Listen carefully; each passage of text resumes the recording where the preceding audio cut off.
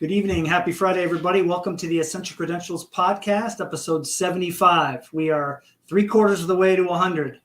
Really exciting stuff. Happy to be here. Happy to be joined by my co-host, Alan. Alan, how you doing? I'm doing pretty well. Thanks. Finally got a show started on the dot on time. That's right. That's a rare occurrence. But there's a reason for it. There's more than just us today, right? Yep. Yeah, it's going to be pretty exciting. So you had a pretty, fun idea just to kind of keep the engagement up. I know that it's been a bit tricky with Greg in and out, and just, different topics of discussion that are way different than what we originally planned for. But tell everybody a little bit about what's coming up today or tonight and kind of how that idea came to your head. Well, I feel like we've been interacting with people who chat live with us, during our broadcast. And we've just heard a lot of chatter about people saying that they would like to see more collectors come onto the show and sort of talk about their collections, talk about where they are in their collections. I think that's a great idea. That's how Essential Credentials initially started, right? That was that was sort of the soul of the show. So I don't think it's a bad idea at all to do that. So we have very special guest coming on today. He's a friend of the show, is always a supporter, always comes on and comments.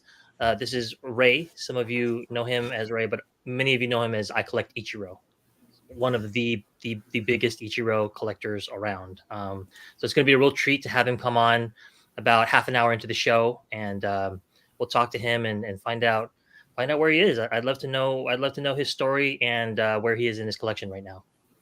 Yeah, he was a big inspiration for me when I was collecting some Ichiro cards there for a bit, and he's just a wealth of knowledge. Been in the hobby a long time. He collected one of the biggest rookies in baseball history at the peak of his popularity, and when things kind of went down, he went to the Yankees. And so hearing about all those interesting experiences are going to be fun, and just to see some cards of his too. I mean, he's got arguably the nicest Ichiro Suzuki collection of all time, and soon to be Hall of Fame Ichiro Suzuki. So yes, that's going to be really fun. What a great player! One of those players that everybody loves almost, right? So Right. It's not going to be difficult to root for that candidate for the Hall of Fame. And there were some sick cards that came out in 2001, right? Yeah, no joke. And they really went hard on the numbered rookies. They were really starting in that early 2000s. They were really starting to go after those rookies. And there was that SPX rookie with the jersey auto. It was first jersey auto rookie. Remember that card exploded when that product came out. But I remember all the kind of in-between rookies that I was able to find. Gold Upper Deck Gold Glove, which is an amazing set. As you know, they've got a really cool insert autograph set in there. But yeah, just some really unique rookies and inserts and sets that they tried out at that time. And that was when I got out of the hobby. So it's always fun to hear about those cards and just the kind of things that were going on. I mean, A-Rod left and went to Texas. So, my interest kind of fell away a bit. But I still love the Mariners. So, yeah, this is going to be really fun to hear about.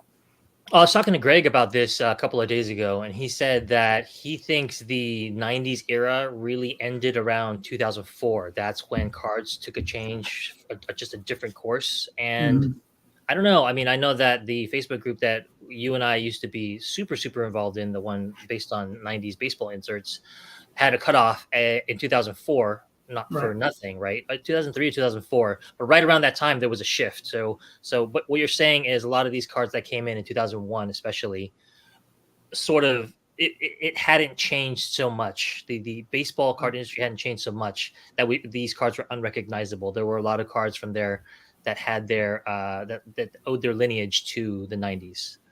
So I think that makes a difference too. The fact that we can recognize these cards and they're not totally out of left field. Well, we also had Upper Deck still, right? So you had the Future Watch Ichiro. I mean, that's a huge card.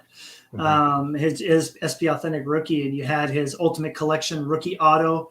It was a picture of him at the All-Star game. I mean, it was just, yeah, there's so many beautiful, amazing cards, and it was easy to fall in love with those cards there for that little bit before I sold those, and then eventually sold A-Rod to get into collecting Flurry.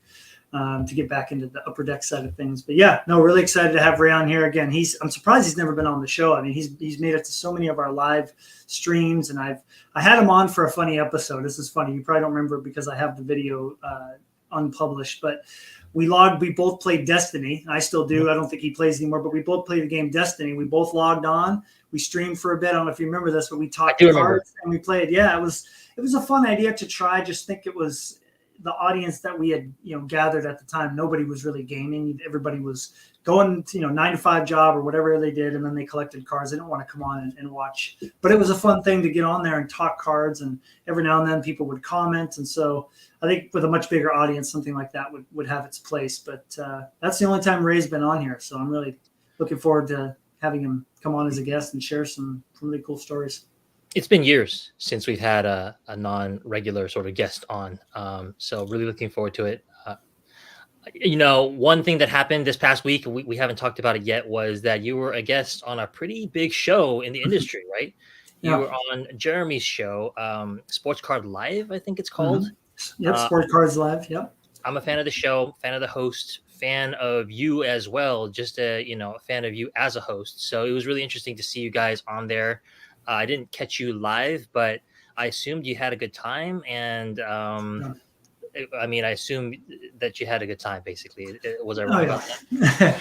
Yeah, it was a little hectic because I was getting set up in my bedroom with the display cases behind me. I was like, oh, this is going to look awesome. He doesn't know I have these in here. And none of the guests are going to know it's coming. And it was going to be great.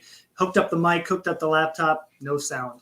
And then when I came in here, I was like, I'm sweating. I got like 2 minutes till we go live. And Jeremy starts on time every episode now. You have to when you have that many people watching. Right. And I found out that the mic that I'm using now, which sounds much better, I was using my camera mic and I watched it back. And of course, I think we're always kind of evaluating and a little self-critical when it comes to when you're hosting. So other than that, it was so much fun. And one thing that he just does an amazing job of managing the flow, of keeping the energy high, of getting the comments in. It was really fascinating to see him get his sponsor in. And not only did he get his sponsor in, what's up, Jeff?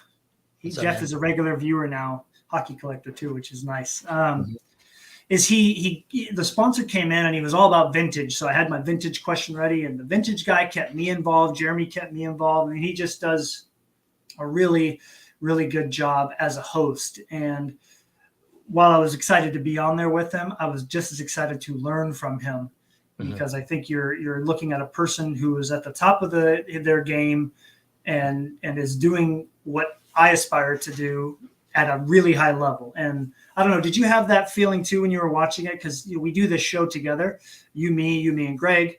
Did you watch it also trying to see like, oh, I wonder if there's something there's this channel or you could take from what was going on there? Yeah, I think he's a special talent. You're right. I think he's at the top of whatever tier there is in terms of creators. I think the thing that I like about him, and I mentioned this to you off camera, is that he's able to articulate really complicated and nuanced ideas pretty simply in real time, and if he, oversteps or overreaches in something, misstates something, he's able to restate it clearly and change paths, and you can follow his thinking all the way through. That's a very difficult skill. That's a skill I've always wanted to have, but don't necessarily have. So that's something that I enjoy when I watch him. And you guys are also both very smooth and articulate, just in terms of the way you sort of bounce the microphone back from one to another on your own shows and then with each other. So that's something that, everybody has their strengths, and I don't know if that's necessarily mine, but that's one of the reasons that I'm glad you're on this show, so that you can do what you do, because it's not as easy as it looks, I don't think. Right. Well, I think the experience in the classroom certainly helps. I don't know what I can't remember what he was doing prior to. He full-time goes and does Sports Cards Live and tag grading now, which, by the way, those slabs look so nice. But his ability to keep a conversation going and, again, come up with questions within topics of discussion. As he mentioned, for the first hour, we didn't even need his notes. So that's a skill that I've always found to be fun in my career. Me and a good friend of mine who retired from teaching, sadly already, he and I used to talk about how fun it is to be in the middle of a lesson in the classroom and realize it's not going the way you want it to go, and either completely change the direction of it with whatever tactic you're going to try, or just to scrap it and try something else. Mm-hmm. You talk to a lot of people in that career, and people go, no, we got to stick to the script. Like we it's either this or we're not doing anything. And so, yeah, I think it's also fun. It keeps it exciting. Greg mentioned that. He said, I like how you asked him questions, even though you were the guest. I love that. I think that's so fun when we have people on and you and I and Greg, we're asking each other questions. I think it keeps it exciting for us and exciting for the viewers. Yeah, I think that's right. And one more thing I would say about the show is that he covers like the full range of collectors. So he covers the highest end collectors and collections and cards, all the way down to players that most Americans probably haven't even heard of, just because while he's a great hockey player, most Americans probably haven't even heard of Dale Hawerchuk or whatever. So all the way down. So there's a wide range for anybody who is in the hobby. I think it appeals to them. So so that was great job on the show. Thank you. But glad you're back here doing this one. What's going on? Nice. Baseball card collection. And Mr. Curmudgeon was on Jeremy's show too, as was Jeff. They both tuned in, which was really neat to see. But yeah, no, I'm really thankful to have been on there and just talk about my full circle kind of, collection, because I started out in hockey, got into A-Rod and 90s inserts. I met some of my closest friends in the hobby that way, and then kind of have made my way into hockey. And now it's by far more enjoyable than anything else has ever been. And so it's been pretty cool to have gone through that, but then be able to talk about it and share. And he doesn't have many like player collectors to the level of the way I collect Marc-Andre Fleury. Like, I'm sure he's had others, but majority of them are not like that. And it was nice to bring that side of collecting to his viewers, because they don't typically see that as much. Like, oh, what about this grade, or what about this vintage, or what about this high end? All of it's great. But I really wanted to try to represent us player collectors, because there's still a lot of us out there. And, so I was happy to kind of carry that hat for a bit. And then a good friend of mine in the hobby, Al, who collects Joe McGillna, he's going to be on there in May. So I'm really happy for that, and happy to see more of those player collectors get on the show. But yeah, overall, it was wonderful. And I got a chance to interview Jeremy next month. It's going to be super fun on my Instagram collectors series. Yeah, it was an idea given to me by Mitch Grotman. He goes, hey, try to get Jeremy on there, man. Like, how many people have ever interviewed him? Like, not a whole lot. So try to get him on. And so that will be an episode where I will need to bring my A game for sure. Yeah, you are always on your game, but I'll tune in for that for sure. It's just whenever you talk about Iginla, or anyone else that I used to collect back in the day, Datsuk. That's the thing about hockey. I talked about this before, but it's just not the same as other sports, because you have so many exciting moments within the course of a game, right? Within the course of any game. Whereas like in baseball, sometimes it's the totality of the game where you get to the end and it's a no-hitter or a near no-hitter, that it becomes sort of a masterful performance. It's kind of a different experience. But in hockey, it's very easy to see an incredible play, something that you could not believe your eyes that somebody did on the ice, and then be like, I need to go collect this player. He's amazing. And Iggy was one of those players where he just never stops motoring. Back when he was at the tail end of his prime, I remember this one play where somebody tripped him and he just skated on his knees, did not stop pumping, and then got back on his skates to get down the ice and scored. So, and that was the day I decided to collect Iggy. So that's why I feel like it's different when you collect a baseball player versus a hockey player, especially one who's playing right now. Yeah, it is interesting. I've been in this mode as of the last couple of weeks. Baseball is about to start. We had this discussion last weekend.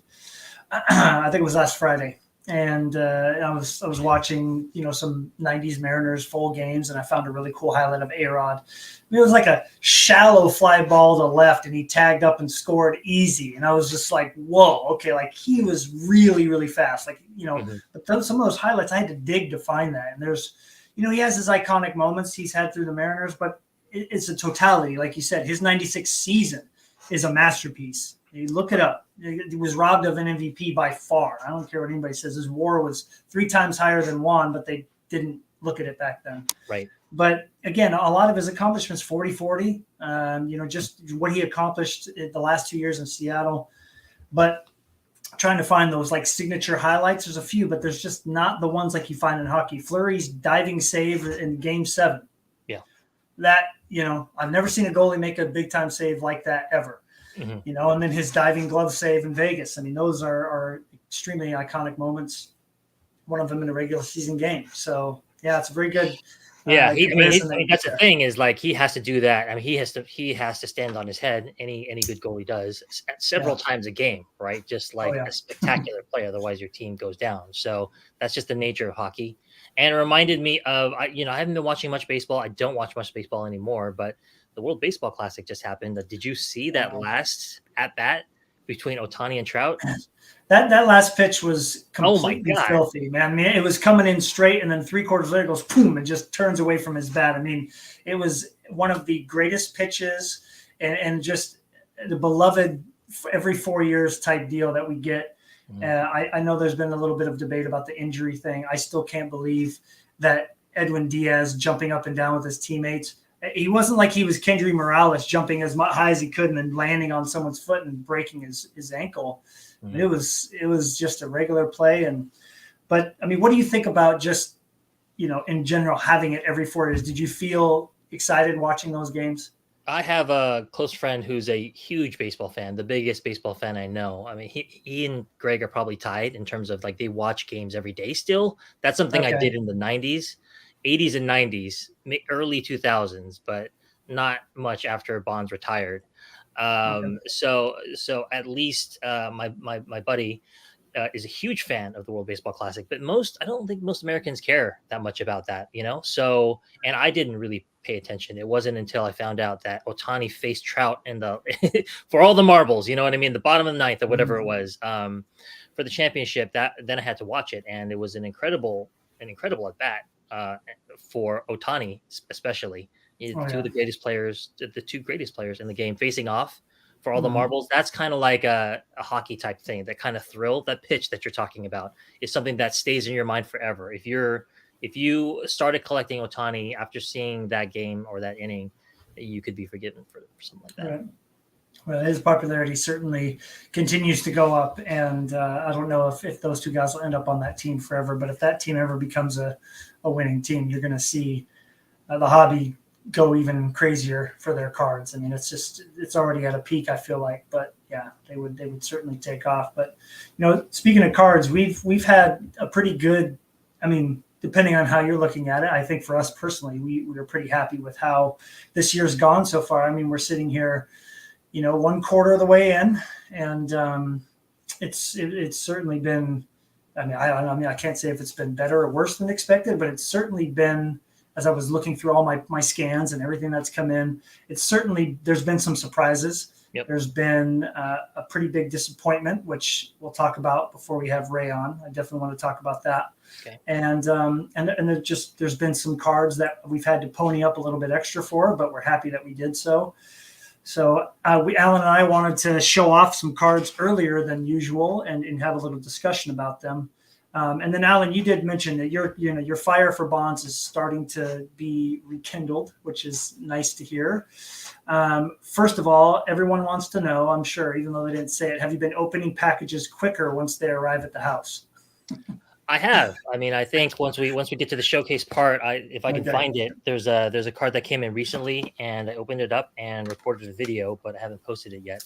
So yeah, and then I just only have one package sitting there, unopened still, and I can open it on camera today if we have Wonderful. Time. That'd be awesome. Looking forward to that. Well, we came up with a few categories, and obviously we not every single experience in the hobby every year is going to be super, super positive. But I think we are pretty good about taking our licks and rolling on. I think you're never going to win every card.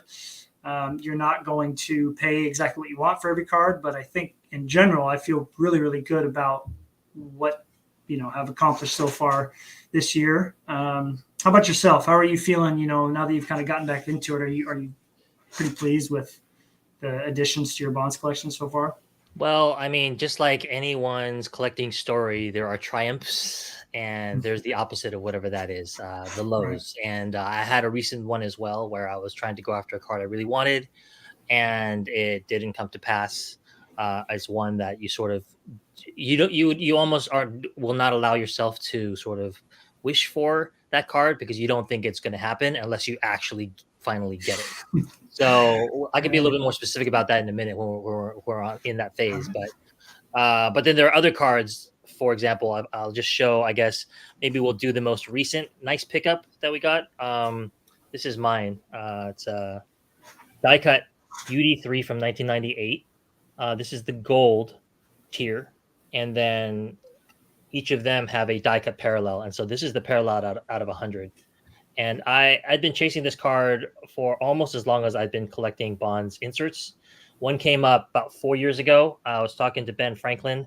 He said he'd been looking for it for something like 20 years. And so Mm-hmm. I said, you know what? I will just sit this one out.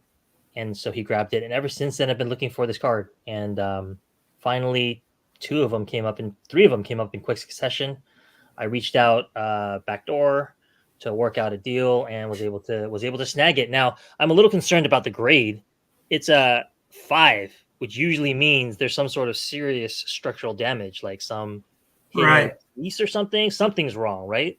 And so I'm worried a little bit that the card is sort of lifted from the top layer is lifting from the bottom, but I can't really see it because the card is compressed. So I asked the seller, if he noticed whether there was any lifting because there's no other really hardcore damage. Like, of course, Mm-hmm. there's a lot of corners and edges here, and those are lifted, and that's just normal 90s wear. Doesn't bother me at all. Like I'd be Right. thrilled with the PSA 7. Once it gets down to 6, 5, and 4, usually indicates that there's something seriously wrong with the card. And so I don't know. What would you do? Would you crack this out and take a look, see if it I, has that problem? yeah, that's no. No? No, I mean, I think visually it's such a stunning card that I'm guessing you didn't have to pay out the wazoo for that. So I think it looks really good in that PSA holder with the Mylar sleeve and with the shine. I mean, for me personally, having seen one of those with more corner edge wear of A-Rod and I mean, it was raw, but there was no lifting. I really can't say what could cause something like that to happen, but maybe you find a better copy down the road and then you jettison that one. But I think it's a beautiful card. I would keep it in the slab because I don't really see anything wrong with it. What are you thinking on that? Are you going to pop it out? Well, I mean, I of two minds on it. One is that, of course, if you pop it out, then you'll find out for sure. There's no surface issues, so I'm really happy with that. I'm a surface Right. guy, like Jeremy. I'm a big fan of surface over centering over a bunch of other things. That's the number Mhm. one subgrade, I guess, that matters to me. If there was a Right. divot or a scratch, some kind of mark on there, or some sort of faint hairline crease, that would really, really bother me. But there's nothing like that, so I love this card. And I was just hoping that it was undergraded, that the grader is not familiar with the 90s and how dinged up these cars can get just because there's so many corners to them. I hoped that was the reason, but that's, wishful thinking. We'll see if I Right. end up cracking it. But if I do, it'll be the first card I've ever cracked, and I'll probably try to do it on camera. Yeah, that is a really fun experience. Having done that with a couple of 9s, having done it with some 8s, a seven and Mm. a half, you just kind of learn the ins and outs. I feel like Beckett was still my favorite to crack because I knew that had that Mylar sleeve and it was fairly rigid. And so if a card decided to kind of take a wild ride somewhere because of torque or whatever, it went flying, which it never did. But I knew that it was probably going to be protected, so it was all good. Well, James Singer says this week I was bidding on a Date with Destiny A-Rod. Wow, and it was a PSA 4.5, and I would have cracked it immediately had it won it. Yeah, I see that. Would you have cracked it immediately, James? Because you don't like the grade, and so it didn't add anything to it, or are you like me and you're just wondering if there's something wrong with the car that you just can't see, while it's in the Right. case? Because that's where I am right now on that. Well, if we're gonna kind of do like more of a recent edition, Mhm. we had a little discussion about this card. And again, I've mentioned this before, and whether you collect baseball, hockey, football, basketball, I guarantee that hockey has everyone else beat when it comes to memorabilia cards. I call them mem cards or mem pieces and cards by far. And I, for one, also really enjoy, well, I don't anymore because this year was, I don't even know what that was. I really enjoy the All-Star cards. And this is an All-Star Game Gear card. If I can get it to focus here. I don't know if it's going to want to do it. That's the one thing about this webcam. You know, you spend big money and then it doesn't do it. But I really like this not only because of the part of the Adidas patch in there, but I've always loved fight straps from the backs of jerseys on cards. The patch, the Vegas patches are so nice. I got this for what I think is a super good deal. I mean, less than I would have paid had it been on eBay. So I paid. And it was done on Facebook, and it was just done with a seller who found out today he bought a Guy Lafleur signed chair from the old Montreal arena. Oh wow! So and there was like an artist painted Guy Lafleur on it. It's signed by the artist and Guy Lafleur. I'm like, all right, cool. So he had like 3/4 of the whole set. Wow. So it's pretty cool. But I really, really have a thing for game used pieces, especially the laundry tags, the fight straps. They really, really get me excited whenever I see them. If I don't have them, it wasn't even on my want list because out of 6, that's kind of like anything out of less than 10.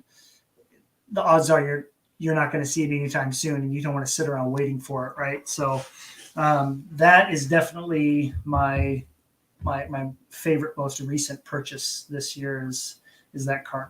Really I love that card. To have it. I like you. I like fight straps, even though it's just white. It's textured differently.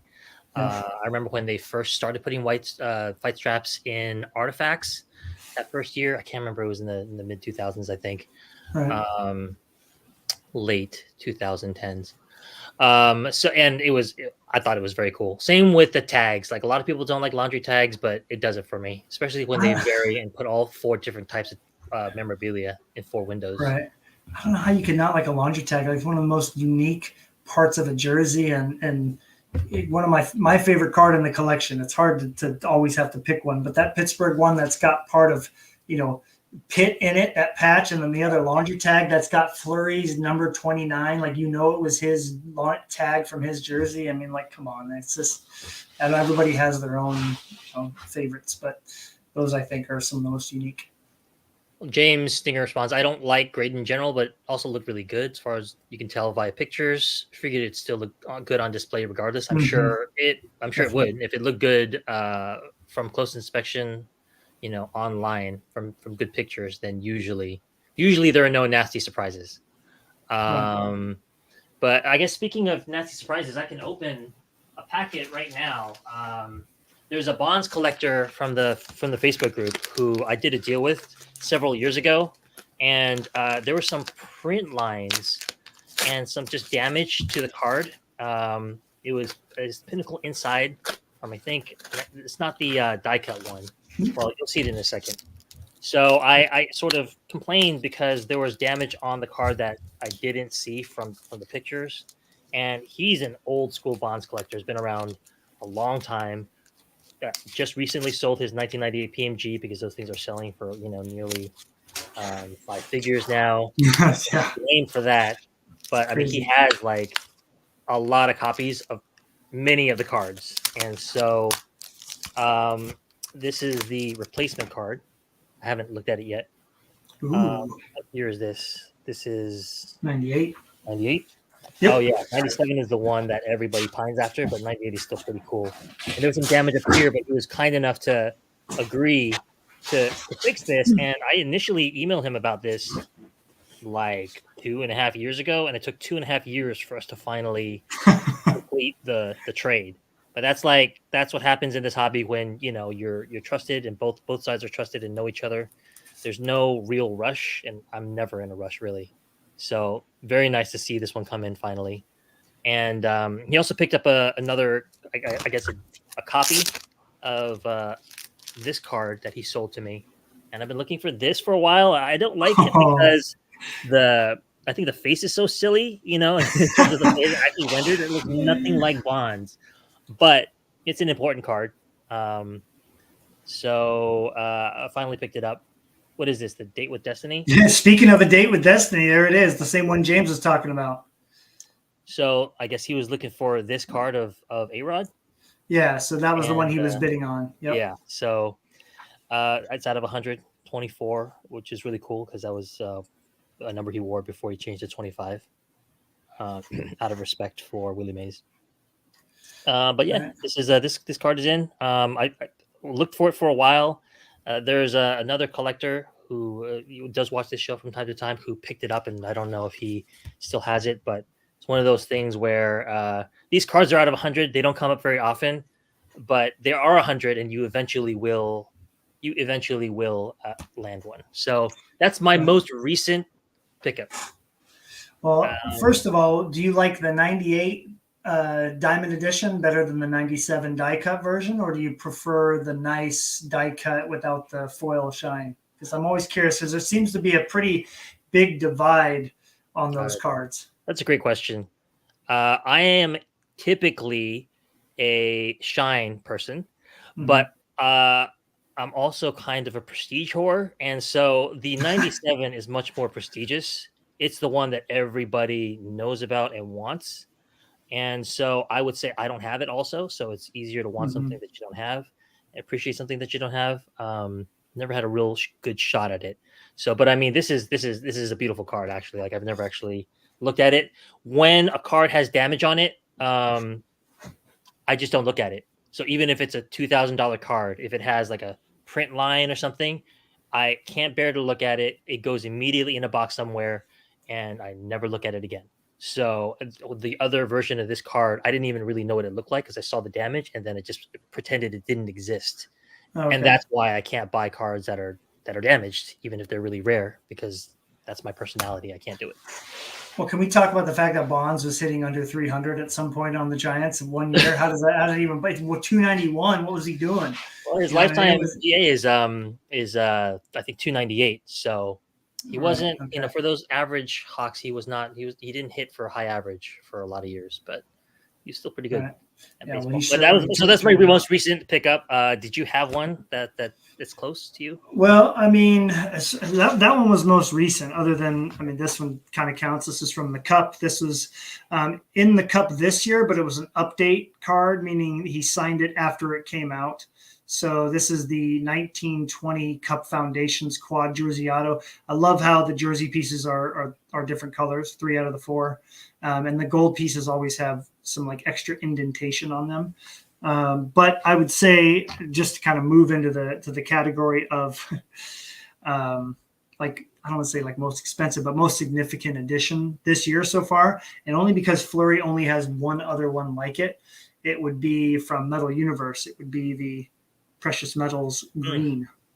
So I think, when you talk about that, the iconic sets of the 90s, right? You typically are going to think about the PMG basketball set, right? Like that is probably the most well-known PMG. And then you get into the 98 PMG design, which everybody in baseball knows how popular those are. While overrated, they are beautiful cards. Well, they're overrated now because I think they're too expensive. So you agree then? You're over on my side of things now.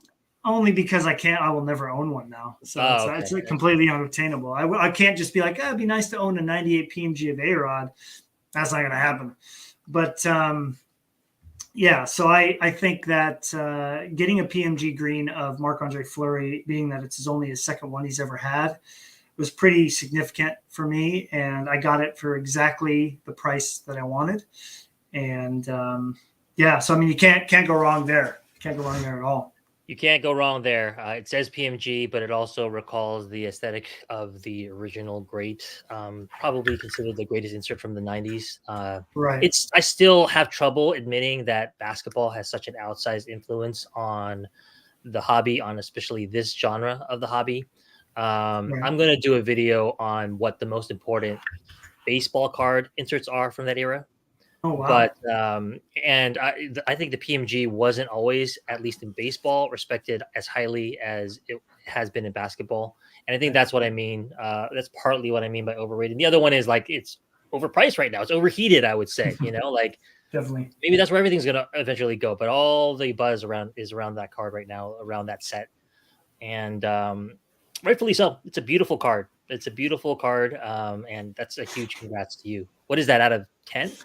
Yep, and they number it exactly the same as they did back in the day. So it says 002 out of 100. The first 10 are green, and the next 90 out of 100 are red. So, and they do a gold 101, which is really cool. I probably will not own that one, but it's neat to see because this PMG and going forward, Billy has talked about that the foil used on PMGs that's the only time they use that foil at Upper Deck. It's got depth to it, so certain ways you see indentations, like little etchings of where the pattern of the design is, and then when you look at it, at an angle, it shines just beautifully. So yeah, I'm really pleased with how they look, and the red version of that, which I got a little bit earlier, is probably one of the best looking cards that I own just because of the color match. So. Yeah, I actually think Fleury looks good in a Chicago jersey. Personally, I know that for any true collector, maybe it doesn't, but for a casual fan, I like the Hawks jersey, and I think color matches are great. So yes, I agree. The red one really, really stands out. Right. I've never actually seen the 97 PMG basketball in hand or football in hand. So I actually don't know what the shine is like, but is it similar to the shine of Black Diamond? It's matte. I recently got this card in. It's a pretty major card in 90 circles in baseball, at least. I recorded a video about it. So you already know about this, but I do. I did see that. This is numbered out of whatever place it takes in the set. So Bonds is number 25. And so that's why it's numbered out of 25. But like, because it's sort of etched and it's textured, I don't know if I can catch it in the light properly to express it, but is it similar to the PMG? I think the PMG's got a little bit more shine to it. I'm gonna see if I can green PMG 1997. I'm very curious to. Yeah, they definitely have a little bit. Yeah, they've got similar shine to the Fleury here. If we pull up, I think this is probably Nat Turner's altered PMG green, but just a gorgeous card. You can kind of see how it's just got, I'll put it up on the screen here. You can just kind of see how it's just got a little bit more shine than it does, etching. I just think it's beautiful how you can see the etching of the design behind the green foil. I mean, it's just, it's such a beautifully designed card. And Gene and everybody on the design team was ahead of the game there for sure. Definitely, and she's back in it. She's making Jordan cards again, right, for metal. Yes, and Billy can't tell me how involved she is in the new hockey stuff, but I know that she's got her hand in on a few things, and I can't wait to see what comes out that she's helped design, because she's got a knack for it, man. I mean, we all know. Look at half of the inserts that are iconic were all done by her from the 90s. So I know that's pretty special. We as collectors owe a lot to her. Yes, we do. Yes, we do. Any other things you'd like to show off before we get to our next segment? No, I think I'm looking forward to that next segment. Let's do it. Awesome. Well, without further ado, this is the first time we've ever done a guest live during the show with no pregame, so pressure's on our guest. I'm sure he's going to do amazing. But everybody, welcome in icollectichiro, aka Ray. What's up, dude? What's going on? What's up, fellas? How you guys doing? Good. Thanks for making the time to hop on here and join us. Sure, man. I really appreciate being on here, guys.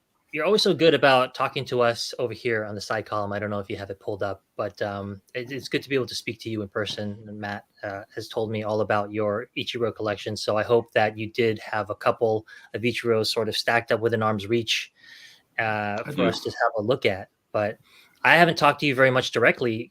Can you sort of just tell me a little bit about what you collect, why you collect, what you're all about? I started opening packs in 1987, so I've been doing like in the genre for a long time. Really didn't have a direction. I've never been to the West Coast. I've never been to a Mariners game.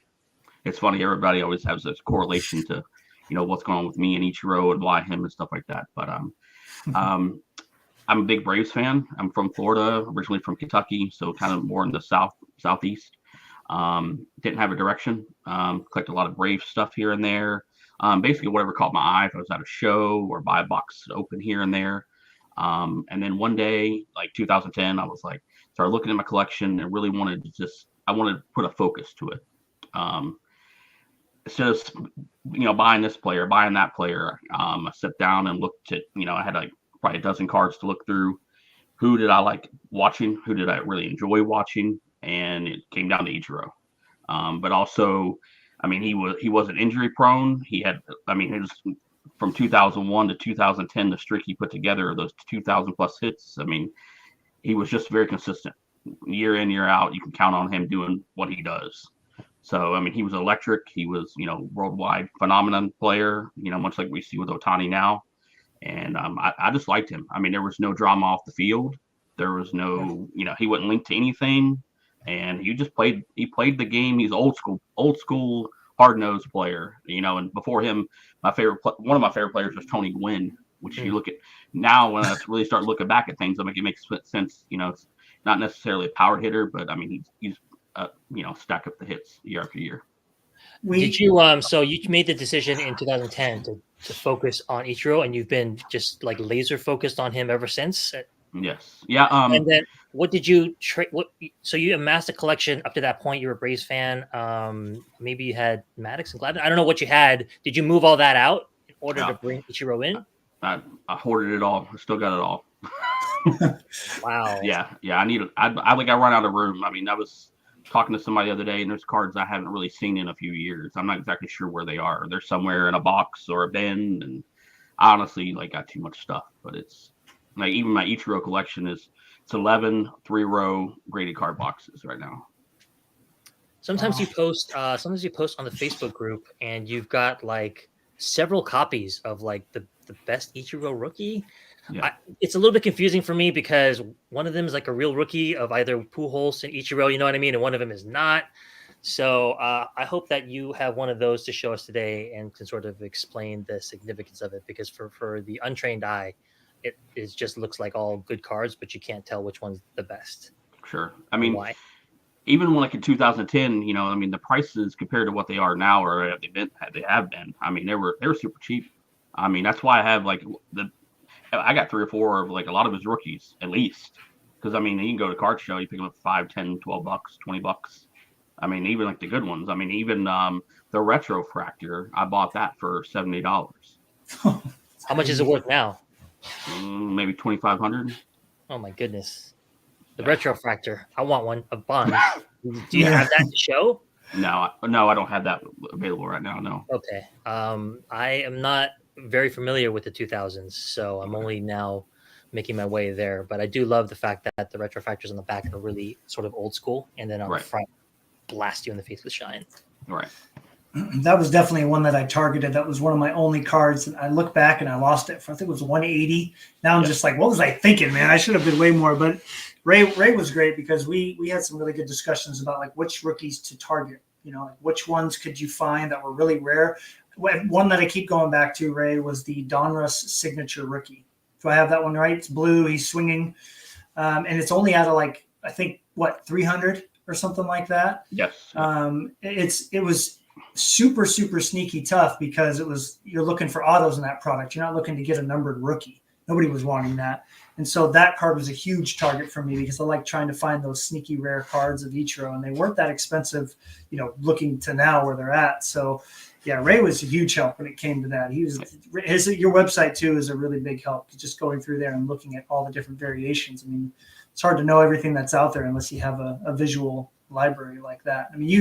What was the reason that you ended up doing the website? Because I'm a big advocate for that, but where did that idea come from? If I wanted to almost make a digital binder, because the cards I wouldn't put in a binder themselves. I wanted to be protected. So I didn't want to do that the old school route, but I wanted to protect it. But I also want to do something that was almost like a reference point for myself, or if I was at a show and I'm trying to, in my mind, somebody says, "Oh, I got this card or this brand," and mentally I'm trying to think, what does that look like if I forget? So I can just pull up my website and look and know right away if I have it or not. But several people, even people that don't collect him, if you collect a player within that range, you can look at that and say, oh, I wonder if my player has that particular card, or if he has an insert in that card. So I hope, and several people reached out and said that it helped them out with their player.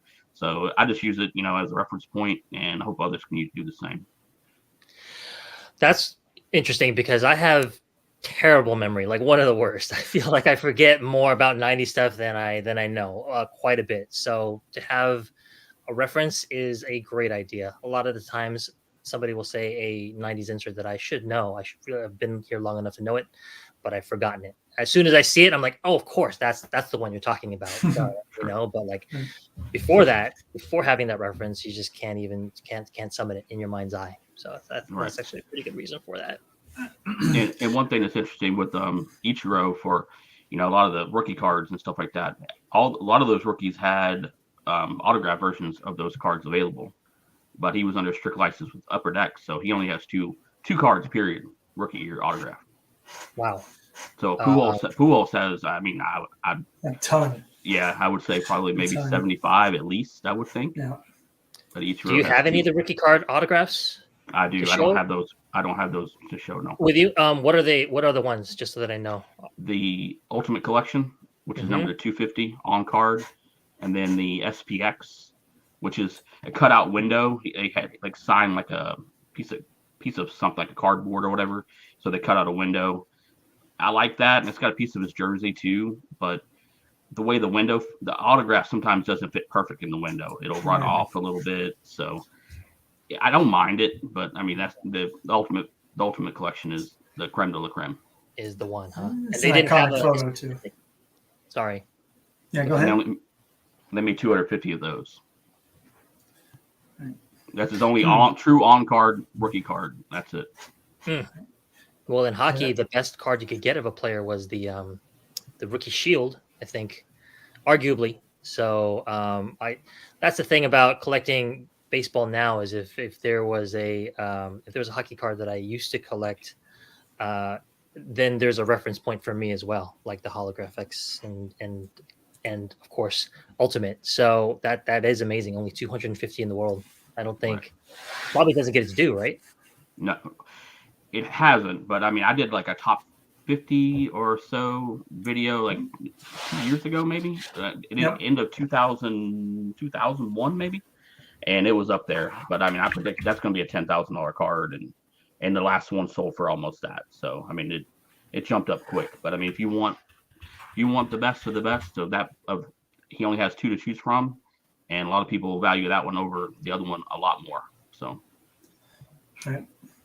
I think because he doesn't have like the iconic Future Watch, right, or SP Authentic on card autograph. That was a big one. Obviously, Alan, that for hockey, that it's the only one of its kind like it. I mean, he doesn't have any other autographs on card. I remember just knowing that I would never own a card like that. But at the time when I first started talking to Ray, he didn't own a copy of that. I remember you were saying that was like the numero uno most wanted card because you had every other rookie except that one. And it just always seemed to slip through your fingers. And do you remember how that all went down when you finally landed a copy of that card? A guy through Facebook reached out to me, and it's I don't know exactly what he does, but I think he does something with production with movies and worked on the last Batman movie. Because it was, he had some things on his Facebook, and it was kind of like, and I asked him a couple of questions. He's like, he didn't really want to get into it all, because it was a car transaction, so I understood. But yeah, I mean, he popped up and had it, and I think it was like a second or third one he had. But but I heard Alan talking about he's got patience and is waiting, but that was a card for me that each year we get closer to him in the Hall of Fame, that card's just going to keep going and going. Yeah. So I had to get it. ASAP. There are so many cards from players from our era where the earlier you get it, the better. Like whatever you have to pay, almost whatever you have to pay, the earlier you get it, the better. Because as Bill, the Hall of Fame collector, has noted, we are still a very, very niche group of collectors. Almost nobody cares about the cards that we care about. So it's kind of amazing that organically the value of these cards has grown so quickly in such a short period of time. Right. Because it's mostly unknown to the baseball card world, which does ultra modern or vintage, right? And just skips us entirely. I think you're absolutely right. 10,000 is probably a very modest guess of where that card is going to go eventually, which is just kind of blows the mind a little bit when you think about it. Yeah. Nope, you're absolutely right. We've talked about that many times on this podcast about buy it now or pay more later, and it only takes one person, right? We all know that. It only takes one person to drive up prices crazy high. I saw it with A-Rod. I dealt with it with Ichiro as he started getting popular. And of course, now I deal with Marc-Andre Fleury, who's about, to be in the Hall of Fame once he retires. So I am kind of curious, Ray, you started buying Ichiro cards while he was still playing, and then he retired, obviously. And when I started getting into his cards, he had since retired, I believe, or he was about to. Mm-hmm. Did you see any kind of drop once he retired, or do you think because of this whole COVID thing, it just continued to go up? Because I'm always trying to gather information about what it's going to be like to collect my player once he's not in the league anymore. Yeah, when everybody felt the freaking wrath of COVID with all the price hikes and stuff like that. But I think the timing was crazy for that. But yeah, I mean, he definitely took off. I mean, everything took off. But I mean, like I said, I posted the videos. Like it was kind of a negative and positive in both ways, because when you have that, cards come out of the woodworks that you've been looking for forever, because people have had collections stored away and they see what's going on in the hobby, and all of a sudden, bam, here's a card like the 2004 Bowman Chrome Gold Refractor, number to 50. I've been looking for that card for almost 13 years I've been collecting Ichiro. I've never found one. And back when PWCC had the connection there with eBay, when you could look back at the prices from 2004, the last one that sold was a 2005 on eBay. Wow. So I'm like, where in the heck is this card? And sure enough, bam, one pops up on eBay. And then, I got it. And like you do sometimes, you talk about it, you won't reach out to the seller and want to get a little more information, background on the card. And I did the same. And the guy said he for a box he forgot he had. He was going through it, and there it was. I'm like, geez, there it is. It's amazing. If it was anything like my experience in 2006 buying Upper Deck, I think it was a retail box at a Walmart, and I didn't even know there were serial number cards at that time. And it wasn't until like a couple of years later that I noticed that some of the cards had serial numbers on them. So, I mean, if you're a low information collector around that time, which I'm sure many kids were and are, they might have completely ignored cards like that. May not have even noticed that it was a special card, or probably wasn't worth very much back then either. So that's a great story. Right. And, one of the things too, I think that I was talking to somebody earlier about this, is I don't think people realize how hard it is to find those lower serial number cards from that time frame. I mean, you look at probably 2012 to 13 forward, where we are now, all the breakers, I mean, a lot of those cards, especially 50, are very easily to find. Even cards to 10 or less can be easily find, through all these breakers, and people just want to flip them and make money and stuff like that. But if you find a card 2010 or 11 going back, I mean, it's literally like a needle in the haystack. Well, it's just like thinking about all those Pacific cards, right? We've talked about that. I know they're not as popular amongst most collectors out there, but you look at a premiere date out of 50, or an opening day issue out of 50, or a retail exclusive parallel out of 199 or 100 or whatever from those specific releases. So many of those, like Alan's saying, how many people open those boxes? Not just kids, but people open those boxes having no clue that a platinum blue is rare. I mean, I'm guilty. My first box that I opened when I got back into the hobby, one of the first was a Pacific Paramount, and I pulled a premiere date of Frank Thomas, which is great. I could have easily pulled a blue and had no idea, didn't even know to look for it. So I think it's you're absolutely right. There's so many of those cards from the late 90s and early 2000s that I sit and I wonder, why did it take so long for this A-Rod to come up? But yeah, that's nuts. You got some cards there to show us too, right? We did have a bit of a chat before you came on here, and what kind of cards did you end up bringing out? I got not a bunch, just a kind of few unique ones, and some one with a good story behind it. But this one's for Alan. Oh, nice. Is that the one out of 10? Yeah, that's the one out of 10. Oh man, God, I've been looking for that one. That's so cool. I love poker chips, as you know. Thank you for bringing that one. But yeah, I used to play poker online and stuff like that. So, I was like, yeah, it's cool, it's unique, but that's kind of like what I've, I'm the collection now is to the point where it's like it's super hard to find the stuff I need, but I really like regional kind of funky stuff, stuff that's hard to find. That stuff's really been attracted to me, and it's cheap. But man, I really like stuff like that. But Do you have the blue that. out of 25? I don't. I've never seen it. Still looking for it. Wow. Yeah, that's why I'm surprised I found the red before I found the blue. But lucky I have. Here's that gold refractor out of 2004 that I waited so long to find. Wow. But love the shine on these. Is it numbered? To 50. Wow. Yeah. That's Which a great is- card. which You is don't good even because- you put them in one touches. What's your primary mode of like carrying your cards? Old school top loaders. Top loader.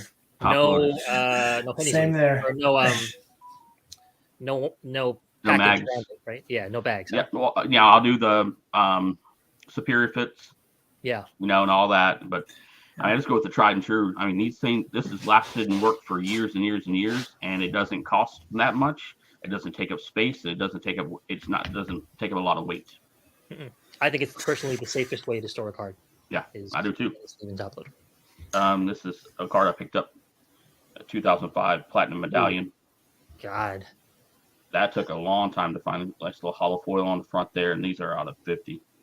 That took a long time to track down. That's the last one I needed for the run. It only has 3. You have the full run of platinum medallions. Yes. Are any of those? Do any of those have one of ones as part No. of the rainbow? No. Okay.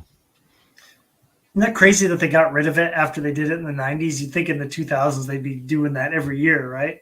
Right. Strange. Very strange. It's a Oh, Topps marquee. Oh my lord. I love this product. It was such a great product. It only lasted for a couple of years, but man, they made some beautiful stuff. That is. and those were all game used back then still, Yeah. right? Yep. Okay, perfect. Do you agree with what Bill, the Hall of Fame collector, was saying about how the signed stuff was expensive for a while? I mean, this guy, he's a major autographs collector, so that's his bread and butter. And then, do you agree that he flooded the market with Marlins autos later on, which diluted it? Yeah, for years his stuff held up, and his early stuff still does, especially like his Upper Deck, because that's who he had an exclusive contract with. But when he started doing tops, but I mean, still a lot of stuff that even if it's not numbered, he didn't sign more than like 20 to 50 things. But he's signed with Mill Creek out of Seattle, so I mean he signs tons and tons, I mean thousands of things. I mean, just again, they're not pack pulled and stuff like that, but in-person autographs and stuff like that. So I'm not a big fan of that, but his early Upper Deck stuff is still pretty strong. Especially, I mean, they have some incredible patches. I got one here. This it's a 2002 SPX. Wow, what is that? An all-star patch? That is the patch from his rookie jersey up his sleeve. Oh, wow. From the Super patch, they, huh? they had the All-Star game that year in Seattle, and that was the logo they used for it. So that's off his rookie jersey, and it's got a piece of game used baseball. That's sick. Yeah. God, Upper Deck, come back to baseball, please. Upper Deck. No, we're loving where they're at right now, Alan. Thank you, Bill. We're doing just fine. Here's another one. This card, the 2001 Donruss Classics. He has this isn't the base version, but he does have a base version. This number to 585, and this is the Timeless Tributes, and this one's out of 100. This is like the first time I overspent for a serial number card. It's a rookie too, right? Yep, the number 1 out of 100. Wow. Overspent, what does that mean? Like, how many times over what you thought you should have spent did you go? Double? Maybe 4x. Oh my goodness. Yeah, But it's I don't 1 know. out of 100. Yeah, and I've never done that. I've never done it. I bought cards without even realizing the serial number in auction, and didn't feel like I overpaid. Then when I got the card, I'm like, oh, okay, cool.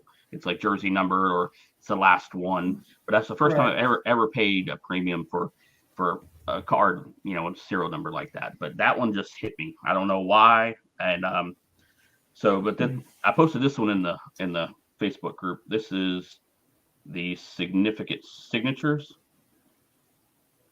And this is a parallel that was made and was never supposed to be released or find this way in the hands of the public. So this card was never known to exist. That's awesome. Was it ever actually released or no? This was an unreleased card. Wow. No, it says stamp sample on the back. Mm. And, that's a cool stamp too, isn't it? I don't think I've ever seen one like that before. Yeah, but for years, all was known was the brown, the goldish kind of like, it's okay, but it doesn't have much going on. But that soft blue with the blue jersey, I mean, completely different. Yeah. And when it popped up, I was really blown away, and I posted it in the Facebook group, and you get some people chime in. And again, I'm not familiar with all the samples that came from this set and stuff like that, but I posted in there that it was the first time the card's ever been seen. It's in the light of day. Never been in auction, never anywhere. And one of the guys in particular, I mean, he's very knowledgeable about that set in particular, was like, it's not the first time this card, I've got the Clemente, and I'm like, oh, I'm sure that's great, but I mean, the Icollectichiro's never been seen ever since 2001 is the first one. So to see that rookie in a whole different color and significant signatures, of course, he didn't have a contract to sign with them to begin with. So and I know I have a contact with a guy that worked for Don Russ and that umbrella at this time, and I showed him that card, and he said that the lady that owned the whole company, he said she made a master sets of every set they made, and she kept them. And he said that would have came from her private collection. Wow. That's similar to Mike Kramer doing the same thing for his cards, which I didn't think anyone outside of a company like Pacific would even do. So that's a pretty amazing story. I mean, blue or silver, either of those would be a color match, and that blue looks amazing for that card. Wow. I mean, that's the thing, like through social media, like I don't know if I did a YouTube video on it yet, but the Instagram, have a Facebook group, for Ichiro, and then all the different social media networks, Twitter, I'm on them all. And I posted that just to see if anybody pop up and say, hey, I've seen that card before. I've got one. My buddy has one. No, nobody. Wow. So I just want confirmation for myself. Is there a hardcore Ichiro collecting community out there that you're a part of that when you got the cards, it blew everybody's minds at the same time? Yeah, one guy, he was from Seattle. He contacted me and wanted to buy it like right away. But I told him it wasn't for sale. He said he said it would make it worth it, but I said it wasn't for sale at the time. Story of our lives as player collectors. It's really hard to wrest a card away from another. I feel like you're collecting the right player when that's the answer. When A-Rod was around, I mean, there were. I was always in the back of my mind being like, man, if these things spike, I don't know. Like I loved him. Don't get me wrong, but it wasn't like A-Rod was like my childhood love. It was Joey Cora. You know what I mean? So I think now that if anybody reaches out about a Fleury card, unless they were to say, I have your number one want, would you trade it for this? If it wasn't like a top 50 card or whatever card in cash, I'd probably consider it. But yeah, I'm not going to just straight out sell anything. That's out of the question. There's no way. I have a question for Ray though. Having seen most of the rookies, I spent, a few months really digging into finding as many of those as I could, minus Ultimate, SPA, which I got real close to buying one. You remember that, right? When COVID hit for like $600, should have done it. But give me a rookie that is very underrated, whether it's the picture, the low numbering, the design of the card, whatever. What is a kind of an underrated sleeper rookie that Ichiro has? I think the studio. Jonas, oh yeah, with the logo, Seattle Mariners logo in the background, hollow foil on that. It's numbered to 700, so it's not really low, but it's not really high either. Yeah, it's a beautiful card.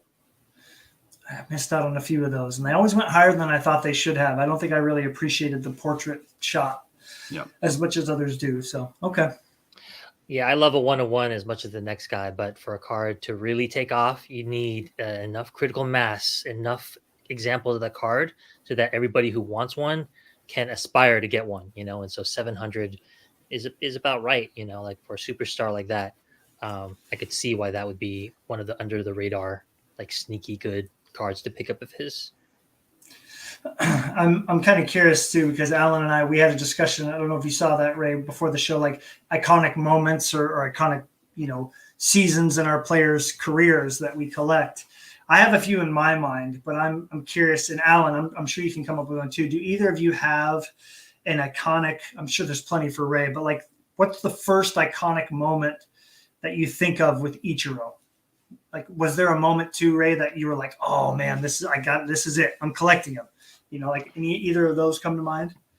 I don't know if one came down to me collecting him, per se, but definitely the throw of Terrence Long to third from right Yeah. field is, Iconic. from Star Wars. I mean, Oh, Dave. That was insane. How does a guy who looks that little on TV laser a ball from that far away and hit a perfect strike to the third base? I mean, it was insane. It blew my mind when I saw that. I tell you, if you got some free time, I would highly suggest, if you go on YouTube, look up some Ichiro videos. Oh. There's one video of him in the pitcher's mound, and there's 5 or 6 bats lined up at home plate. He throws one ball after another, knocks down each bat, one after the other. But I mean, also there's some cards, some SSP tops from like 2019 and 20. They got pictures of him like batting with like shorts on, whatever. His legs are super strong. I mean, you can't tell that stuff from the uniforms they wear. But man, right. he's solid. He's super solid. Reminds me a little bit of Steph Curry, I guess. Just like your fine motor skills have to be there because you're not 6'7", and running around. So. Well, they talked about like when he was in Japan, when he went through an organization, not like necessarily an organization, but a group for younger baseball players. I mean, they really went through a lot. They used to like practice swinging with shovels. I mean, they really throwing tires. I mean, they went through a lot. Yeah, I mean, Willie Mays filled it with a milk carton, back in the day. Yeah, those things will build your game up. I mean, if you have the underlying talent to begin with. Right. But Ichiro is one of a kind. Truly a player, a joy to watch. Reminds me of some of the great ones of today. But there's a video on YouTube. It's very hard to find. You can every now and then those Japanese published ones. I know Ray knows which ones I'm talking about, but you can find them. One of my favorites that I always wondered. I had the Mariners Sweet 116 VHS back when it came out, about the 116 win season. And there's this highlight when Ichiro gets called out for the All-Star game in 2001. He runs out and he shakes Bobby Valentine's hand, and you can't hear what they're saying. They both laugh. He goes back there. Well, I think Ray knows where I'm going with this, but he goes out there to Bobby Valentine, and Bobby Valentine had said, he comes out to me, he looks at me, and he goes, "Good luck, and we're going to kick your ass." And he goes, so you do know how to speak English. And then Ichiro ran back, and I was like, okay. So he, not only when he was, playing, he was incredible, but his personality, I've been learning more and more just about what he was like inside the locker room and what a great teammate he was. He was there to play ball, and it was all business, but he was also a really, really good teammate. And I can't wait to see him. He's just got retired in the Mariners Hall of Fame, which the whole speech was in English. That was very impressive because I've never seen him do anything like that for a minute, let alone 20 minutes. But when he goes on the Hall of Fame, that it better be unanimous, right? How can it not be? Oh yeah, yeah. I thought he would be the first one, honestly, but I don't see how he can't be. I mean, I've never heard anybody say anything bad about him. I mean, he never, to them it was, baseball was, his life. I mean, he still lives it now. I mean, it's just. He lives and breathes it. He respects the game. I mean, he wouldn't do anything to, tarnish himself or be disrespectful. Just imagine if he had started his rookie season, in the MLB. God, that would have been so sick. I mean, does he break the all-time hits record? Probably so. Does. Yeah. Yeah. I mean, anybody ever wants to have some fun and like laugh while you're watching a highlight, look up all of his infield hits from the first few years he played in the big leagues. You'll crack up because it's like soft grounder to second or just a medium grounder to second. You're like, oh, well, that guy's out. Everybody except him. And he's just, boom, he's beating it out easy. And you're just like, those poor infielders, man. Just the stress. You could see the stress they were under. If he hit the ball, they had to field it perfectly and have a perfect throw every single time, or else he just beat it out. The standard one is just like safe. Jesus. Right. But there's also a story with Jeter. With Jeter's last game, Ichiro played on the Yankees, and everybody got done. Game was over, and Jeter got done. He was kind of the last one in the locker room. He comes out, and Ichiro's still sitting there. kind of like he wasn't going to leave before he left. Like he respected him and the way he played the game. And Jeter was like, he could not believe it. He's like, man, the season's over. Go home. What are you doing? He's like, I'm going to go hit balls tomorrow. It's just like, he just couldn't believe it. But everybody left. His teammates had left, but Ichiro stayed. And Jeter said he thought about it. He's like, I guess that was his way of showing respect for him, which is really cool. Great yeah, story. I don't think we're ever going to see anybody like that. I mean, Shohei is an iconic player for the modern. I mean, when I say ultra, we'll say ultra modern, right? The ultra modern era of baseball, all the social media and all this stuff. Imagine Ichiro now doing all these things with Twitter and Facebook and Instagram. He'd be more popular than Shohei, if you ask me. But yeah, we're never going to see another player like him, and I can't wait for him to be immortalized in the Hall of Fame in a Mariners jersey. I mean, of course he'll be in a Mariners jersey, but yeah, what an amazing career that he had. And it must be so much fun for you collecting him, knowing that it is one of the safest investments of a baseball collector you can make. I mean, way better than Mike Trout even, it's like Ichiro has done what he's done and he was a one-of-a-kind player. So hats off to you for that, man. I got lucky. I picked right, I guess, but I mean, anything could have happened, but I went with consistency. It was what he did, and he was electric. I mean, I could still watch him play when I was collecting him, so it was great. Well, we want to, I know we're kind of wrapping it up. There's one more topic I want to cover, and I'm glad that Ray's here to talk about this because it's weighing heavy on me. It happened 3 days ago, but I'm curious, we've all been collecting for different lengths of time. Alan, you kind of came out and back in and out and back in at different times. Ray, you've been collecting consistently for a long, long time. And I kind of did as a kid, came back a few years ago. Many people know that I love Tyler Glass now, and I love watching him pitch when he's healthy. But just getting his rarest cards is so much fun because not a lot of people are on to him yet. Once he remains healthy and has a Cy Young season, then that's out the window. So my favorite set, and Ray and I have talked about this, is Stadium Club. The photography is amazing. My goal is to get the 1-to-1 every year, and he has 3 of them now.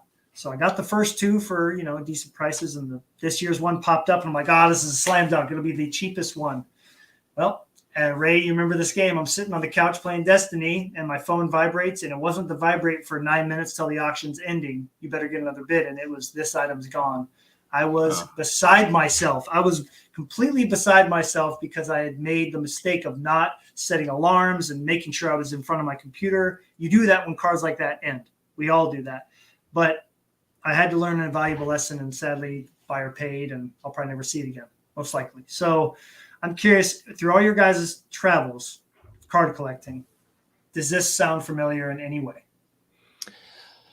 I'll go first. Yeah, it definitely does. I just had an experience, a similar, I guess, an experience in the same vein. I've been looking for the 98 Platinum Medallion bonds for a while. I had that card in my hands, within my grips, 4 years ago, and let it slip through and haven't had a real chance to get it since. There's a collector in our group, especially in the bonds group, who picked one up. He's sort of just a collector of really cool cards. So, and he likes bonds well enough. He's got some good bonds cards, but I've worked with him before. He's very, very difficult. Not a bad person, but just difficult to get to yes with on a deal. And I thought there was very little chance that I would be able to wrest it from him. But I gave him what I thought was a really, really big offer right up front. Just said, how about $2,500 for that card right now? And it was like twice as much as he thought the card should be worth. He thought about it for a couple of days, and it didn't happen. It just sort of petered out. So it was very disappointing for me. Kind of took the wind out of my sails a little bit. But that's part of what it is to player collect, right? Yeah. Right. Yeah. And go ahead, Ray. Yeah, go for it. Yeah, no, it was like one of the elites. Like it wasn't the gold because I had the gold, but it was with the blue. It's numbered to 50. So, but again, people hold those close to the vest, and they don't pop up that often. And one popped up, and it's one of those. I put the bid in, and I'm like, you know what? I just had a feeling I'm gonna really go up, and I'll be more than fine, right? I don't even have to worry. I don't even have to watch it. And gone. And one of my buddies, Jacob, he's on Instagram. He collects Ichiro stuff or whatever. I sent him a message because I'm like, maybe he went for it. That was really the only person that came to my mind right away. And it wasn't him. So I'm like, well, who knows? It's gone. And sure enough, it was like a week later. He goes, hey, one of the guys in another group I'm in, he posted it. He just got it in. I'm like, oh, okay, and this and that, and I can't remember how it was, but that guy's name popped up. He goes, that's the guy that has the card. I'm like, yeah, I'm not getting that card. He's like me. Once he has it, it's not moving, Right. or he wants 5 times what he paid for it. And I'm like, ah. Right.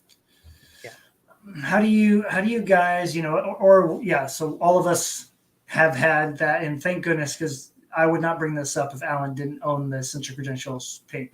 This wouldn't come up because I lost it a $25 card. Like, that doesn't compare. But I mean, Alan, this can even go back to that moment, but how do we, I think it's important, but how do you guys pick yourselves up and keep on going? Because for about the next morning, I mean, I lost sleep. I didn't even want to eat for like 4 or 5 hours. I was so distraught over it wasn't the fact that I lost it. If it had gone for like $200, as I told Alan, okay, fine. I wasn't going to pay that much for that card anyway, but it went for like under $30. And I was so distraught at how unprepared I was to make sure I got it. That's what I was more upset with. But, I bounced back. But like, what do you guys just chalk that up to just hobby lessons? Take your licks and move on. That's really all you can do. I mean, it's out of your hands. I mean, it's, again, chances are that you find the person that bought it and they'll in any way move it at a decent price to you, and it is what it is, and just stay focused on right. That's the biggest thing you can do. It'll come back up again, right? If my story had anything to say about it. I had 2 or 3 other bites of the apple. Finally took the last bite, but as you know, or may know, I was obsessed for about a year, and every card I bought between the miss on that and when I finally got it was pretty much like making up for that mistake. Like, I would almost like aggressively and angrily buy cards, including the gold. So that was just my personality. Right. I don't think this for you. It's not healthy. I wouldn't recommend it. Probably just keep your eye on it, and I bet you it'll come up again in the next few years. It was a one feedback buyer, and there's a big Andre Drummond collector named Ty on Instagram. Has a beautiful collection. He was really nice at reaching out, and he said, "Look, email the seller and ask if the buyer doesn't pay, if you think of you." And the seller said yes, I would do that. The buyer still paid, but with one feedback, that really makes me feel like that card's probably gone, because a one feedback buyer, unless they are creating a new account, probably like, oh, this is kind of a cool card, but if I'm lucky, he'll have a really good start to the season, and that guy will throw it up there for like $150. But it's just, hopefully it comes back around. It'll make a great story, just like yours did, Alan. And I'm sure, Ray, you've had some cards that you're like, oh, I cannot believe I lost it again. And I know you lost a few Ultimate Collection autos before you finally landed one. So I think it makes it sweeter, doesn't it, when you're finally able to get that card. So anyways, absolutely. It's kind of funny. Alan did mention, hey, like, reach out and see, if maybe, and I did. I reached out and said, hey, is there any chance I could know who won it? Because I was thinking to myself, I've got like 3 1-of-1s. I'd be happy to be like, here, like, would you like any of these plus cash for it? But it's a big seller. They weren't okay doing that. So fair enough. Can't hurt to ask. You kind of have to do that. So anyways, I guess we all deal with this at some point. But it was just like, losing a card is losing a card. We've all been there. But not remembering to check, I was just like, how did it not feel or hear my phone vibrate? I won't make that mistake again. So it happens. You probably will make that mistake again. I mean, it's just part of what it is to play or collect, I think. I mean, it's just, you're going to have the ups and the downs. It's the chase that's fun. So if everything were easy, I don't think it would be as satisfying to get some of the cards that we got personally. No, definitely not. All right, well, let's end with this little thing here. Everybody's most wanted card that they would like to get by the end of the year. I think since there are 50 of them, I should be able to get the 98 Platinum Medallion if it comes up. That's the one I'd like to go for, but we'll see. I mean, I'm going against a lot of really high-end collectors now who kind of are dipping into the bonds market, and it's cards a lot more expensive. Hope you're able to get that, though. So you said that out of 50 must be the season crown one or whatever, right? No, that's... Am I wrong? Is it out of 100, actually? So I think it's out of 99 or 98. Depends on if it's Series 1 or Series 2. Okay. I can't remember. I think it might be out of nearly 100. So I should be able to... I mean, they just don't come up very often. Twice in my entire collecting life. Yeah, that's nuts. Hopefully you can get that. That would be awesome. How about you, Ray? I don't know. I mean, I got a list of like maybe 12, 15 top, wants, and I don't know, for one, if I'll be able to afford them or if I'll ever see them. Honestly, I mean, these cards I've been looking for years. But like my number one on my list is the Essential Credentials Future rookie out of 29. Oh, man. But I think that ship has sailed, because one popped up on a Facebook group, and one of the guys in my Ichiro group posted it there, and I contacted the guy, and he wanted $25,000 for it.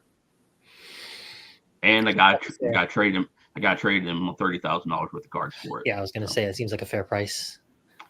And grade of six, I think. But at that point, grade doesn't matter. I mean, it's the rarity. No, definitely does not. I'm going to show a picture of mine only because there's the super, super tiny chance that somebody sees this and goes, "Oh, I know who has that card." It's out of 15, and one popped up, and I don't know why. Maybe I didn't have the funds to go after it. But if you think of these three goaltenders, they're the three most winning goaltenders to ever play the game. And so long as Fleury doesn't have a major injury, he will be second, Brodeur will be first, and Patrick Waugh will be third. And that's just the ultimate card. I have one other card that's signed with a Fleury and Brodeur, and I would happily get rid of that just to own this one card of these three goaltenders. Even if you don't know hockey hardly at all, you've heard of probably at least one, if not two, if not all three of these guys. I heard all three. Yeah. So, I mean, from the cup, he's wearing my favorite mask that he ever wore. It's a slam dunk. So last one sold for $1,000, and I would happily pay that for this if I ever came up again. So, you never know. It's out of 15. I know where about 3 of them are. So yeah, hopefully that day comes. It would be amazing. Yeah, that day will come. That's a beautiful card. Rooting for you. Awesome. Well, Alan, how do you feel about our first guest segment? We've never brought a guest in halfway through an episode. How are you feeling about it? It went great. I mean, thanks for starting us off so well. I feel like the next one is going to have something to live up to. It went very smoothly. It was a treat to talk to you, Ray. I mean, thanks for coming on, taking the time to do it. Hey, thank you guys. I really appreciate it. I love watching the show. I love it. So one of the things, I think Matt said is, I would love to see more of these, having there's so many cool people in the hobby, and just talk about their collections, how they got started, a little bit of the background about them. I would love to know more about other collectors. Awesome. Well, Alan's been advocating for that, and I'm really excited to continue doing that. So hopefully we can get some other people that join and watch in and continue that trend down the road. So, well, thank you to, all the people that were in the chat. Alan, do you got any closing thoughts or anything you'd like to say before we get out of here?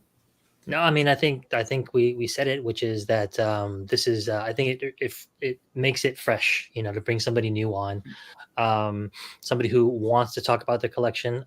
Like Ray was saying, it's always a treat actually to hear the story behind the cards, and we have a platform to do that, so we should do it. Definitely. Well, Ray, thanks again for coming on. This has been the Essential Credentials Podcast, episode 75. We are 3/4 the way to 100. It's only downhill from here, uphill from here. I don't know. I guess we're going to find out. Have a good weekend, everyone.